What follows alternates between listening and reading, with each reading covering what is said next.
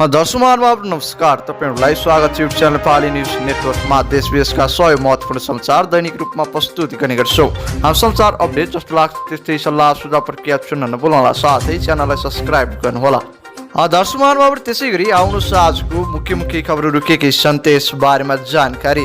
टेकु दोभानमा एकजनाको मृत्यु फेला, यस बारेमा जानकारी। त्यसैगरी मनसुन र स्थानीय वायुको प्रभाव, आज यी प्रदेशमा वर्षाको सम्भावना। कुन प्रदेशमा रहेछन् त वर्षाको सम्भावना, यस बारेमा जानकारी। त्यसैगरी नेतृत्व परिवर्तन बारे टेलिफोन संवाद देउवासँग के भने त देउवाले, यस बारेमा जानकारी। अनन्त रवि निर्दोष भएको प्रधानमन्त्री सुशीला कार्कीको निष्कर्ष, भर्खरै रवि नस्कु जेलबाट छुटे, यस बारेमा जानकारी। त्यसैगरी निर्वाचनको तयारी बारे प्रधानमन्त्री सुशीला कार्की निर्वाचन आयोगमा प्रधानमन्त्रीको छलफल, यस बारेमा जानकारी। त्यसैगरी काठमाडौँ महानगरपालिका दायित्ववाद सब पछाडि हट्ने छैन, प्रमुख शाहको भनाइ छ। अब समाचार के मिनटमै प्रस्तुत हुनेछ। तपाईहरु नयाँ हुनुहुन्छ भने तल रहेको सब्स्क्राइब बटन दबाउनुहोला, ताकि देश विदेशमा रहेका नयाँ ताजा महत्त्वपूर्ण समाचारहरू दैनिक रूपमा अपडेट आइरहोस्। दर्शकहरुमा त्यसैगरी तपाईहरु कहाँदेखि हुनुहुन्छ, के भन्न चाहनुहुन्छ, तपाईहरुको मनमा लागेको प्रतिक्रियाहरू छोड्न नभुल्नुहोला, साथै च्यानललाई सक्दो शेयर गर्नुहोला र भिडियो अन्तिमसम्म हेर्नुहोला। त्यसैगरी समय अवधिभर हामीसँगै रहनुहोला। आउनुहोस् आजको पहिलो तथा विशेष खबरतर्फ लागौँ। त्यसैगरी नेपाली कांग्रेसको विशेष महाधिवेशन मागचरको रूपमा उठेको छ। मुलुकका ठूला राजनीतिक दलहरू नेतृत्व परिवर्तनको बहस चलिरहेको बेला कांग्रेसमा नयाँ नेतृत्व छान्न विशेष महाधिवेशन बनाउने विशेष विभिन्न तहमा बहस भएको हो। यस विषयमा सभापति शेरबहादुर देउवाले नेतृत्वसँग टेलिफोनमा कुराकानी गरिरहेका छन्। जेनजी आन्दोलनको क्रममा आक्रमणमा परि घाइते भएका देउवाले भौतिक रूपमा नेताहरूसँग भेट नगरी टेलिफोन मार्फत संवाद गरिरहेका छन्। असोज 26 गते केन्द्रीय समितिको बैठकमा बोलाएको छ।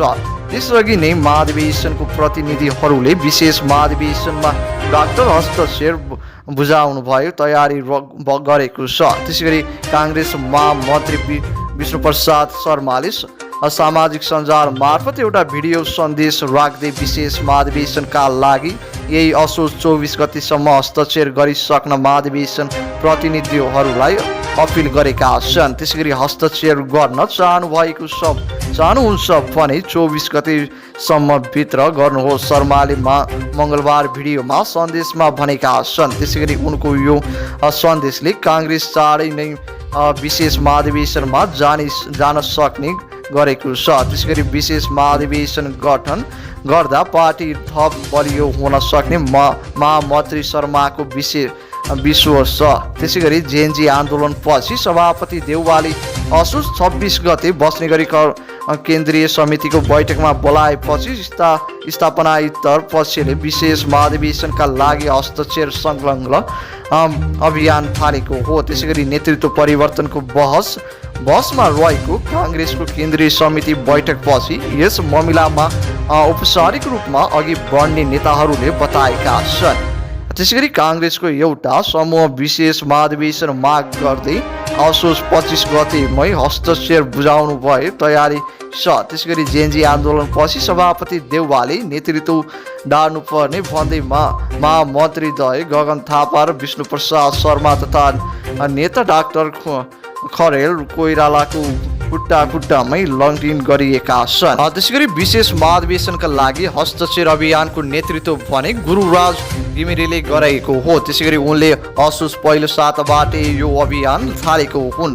त्यसैगरी महामन्त्री थापा पनि हस्तक्षेप संलग्न अभियानमा लागेका छन्। महामन्त्री थापा निकट केन्द्रीय सदस्य आज शिवकोटी केन्द्रीय समितिको बैठकमा महाधिवेशनको बहस हुने बताए।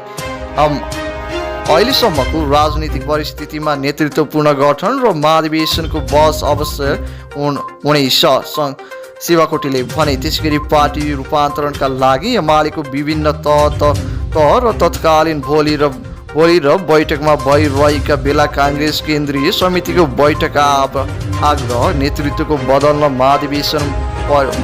प्रतिनिधित्वहरूको हस्तक्षेप संलग्न गरी बुझाउन लागेको हो। त्यसैगरी काङ्ग्रेसमा महामन्त्रीद्वय थापा र शर्मा पार्टी पुनः सञ्चालन नेतृत्व परिवर्तनका लागि विभिन्न तहका छलफल र बैठकमा जुट्ने गरेका छन्। थापाले पार्टी पुनर्गठनका लागि आवश्यक पर्ने आफू महामन्त्री पदसम्मको त्याग तयारी रहेको बताइसकेका छन्। हामीले अहिले जसरी चलिरहेका छौँ त्यसको निरन्तरता मात्रै पार्टी पुनर्निर्माणको आवश्यक हुँदैन। पार्टीमा आमन्य सुधारका लागि हामी पद छाड्ने पनि तयार हुन्छौँ। नयाँ जोखिम उठाउन तर तयार रहनुपर्छ। थापाको प्रस्ताव छ। यसका लागि म सहमति महामन्त्री पद छोड्न तयार छु। यस छलफलमा स्वीकार गरौँ हामीबाट गल्ती भएको छ। पार्टी रूपान्तरणका लागि आत्मसमीक्षा पुनर्गठनका र आत्मसङ्कलन गरौँ। 10औं महानुभाव त्यसै गरी सुदूरपश्चिम कर्णाली लुम्बिनी प्रदेशका पश्चिम भूभागमा धेरै स्थानहरूमा र गण्डकी प्रदेशका पश्चिम भूभागमा धेरै स्थानहरूमा पश्चिम भूभागको भागमा तथा बाँकी भूभागको मनसुनी वायु तथा स्थानीय वायुको कमजोर प्रभाव रहेको छ, जसको प्रभावले आज बिहान सुदूरपश्चिम कर्णाली लुम्बिनी र गण्डकी प्रदेश लगायतका बाँकी पहाडी भूभागमा साधारणतया बल्दिरहे र देशका बाँकी भूभागमा आंशिक बल्दिरहनेछ। सुदूरपश्चिम प्रदेशका पहाडी भूभागमा कर्णाली प्रदेश र लुम्बिनी प्रदेशका पश्चिम भूभागका तथा बागमती प्रदेशका धेरै स्थानहरूमा तथा गण्डकी प्रदेशका 1-2 स्थानमा हल्कादेखि मध्यम वर्षाको सम्भावना छ। आज दिउँसो कोशी कर्णाली र सुदूरपश्चिम प्रदेश लगायतका देशका पहाडी भूभागमा साधारणतया बल्दिरहे बाँकी तराई भूभागमा आंशिक बल्दिरहनेछ। त्यसैगरी कोशी लगायत गण्डकी र सुदूरपश्चिम प्रदेशका धेरै स्थानहरूमा तथा बाँकी प्रदेशका 1-2 स्थानमा चट्याङसहित मध्यम वर्षाको सम्भावना रहेको छ। आज राति कोशी र मध्य प्रदेश लगायतका देशका पहाडी भूभागमा आंशिक बल्दिरहे बाँकी भूभागमा मुख्यतया सफा रहनेछ। कोशी र मध्य प्रदेशका लगायतका बाँकी प्रदेशका र गण्डकी प्रदेशका पहाडी भूभागमा 1-2 स्थानमा हल्का वर्षाको सम्भावना रहेको छ।